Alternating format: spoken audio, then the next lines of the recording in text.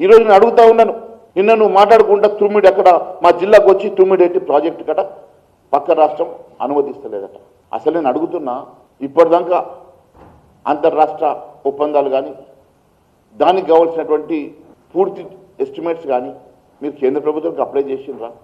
అయినా నేను అడుగుతా, ఈరోజు జీతలేదుకే పైసలు ఇవ్వనినా మీ ఆర్థిక మంత్రి చెప్తాడు ప్రతి వారం 2,500 కోట్లు షార్టేజ్ ఉన్నాయి, బాకీ తెచ్చినా కూడా అయితే లేదని చెప్తున్నాడు కదా.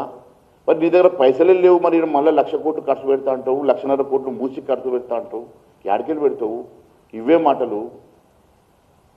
ఈరోజు ఆర్థిక పరిస్థితి ఎంత అధ్వానంగా ఉన్నదంటే మిత్రులారా ఒక్కసారి ఆలోచన చేయండి. ఈ రాష్ట్ర పరిస్థితి చెప్తా ఇలా. ఈరోజు కేవలం ఈ రాష్ట్రంలో మనకు పరిమితులు ఉన్నది 58,000 కోట్లకు. FRBM లిమిట్ మనకు ఉన్నది 58,000 కోట్లు. ఇవాళ మొదటి నెలలో నువ్వు 11,000 కోట్లు తెచ్చుకుంటే కానీ నీ దుకాణం నడవలే.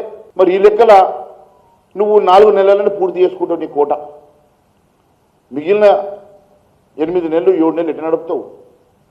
ఈ లెక్క ప్రకారం ఒక నెల నువ్వు 11,000 కోట్లు తెచ్చుకుంటే 58,000 కోట్ల రూపాయలని FRBM లిమిట్ 4-5 నెలల్లో పూర్తి అయిపోతుంది.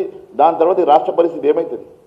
బాకీ తెచ్చుకుంటే కానీ నువ్వు జీతాలు ఇవ్వని పరిస్థితి, బాకీ తెచ్చుకుంటే కానీ నువ్వు రికరింగ్ ఎక్స్పెండిచర్స్ లేనటువంటి పరిస్థితి ఈరోజు రాష్ట్రంలో ఉంటే, ఈరోజు నువ్వు 1,00,000 మూసి కడతా అంటావు, 1,00,000 కోట్లతోటి ప్రాణాయిత కడతా అంటావు.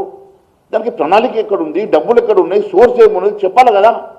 ఉట్టిగానే పక్క ముఖ్యమంత్రిని తిడతా, బీజేపీని తిడతా, కేంద్రం తిడతా అంటే ఎట్లయితుంది?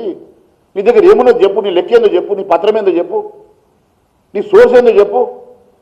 అరే కాగితాల మీద ఒక స్టేట్మెంట్ ఇచ్చేసి ఒక టెండర్ పిలిచేసి మేము అనుకున్న వాళ్ళకి ఒక అప్పచెప్పేందని అయిపోయిందా? ఏం నడుస్తున్నది రాష్ట్రంలో? నీ ఆర్థిక మంత్రి చెప్తున్నారు ప్రతి వారం 2,500 కోట్ల రూపాయలు మాకు షార్టేజ్ ఉన్నదని. అప్పు తీసుకొస్తే కూడా అప్పు పుట్టే పరిస్థితి లేదు.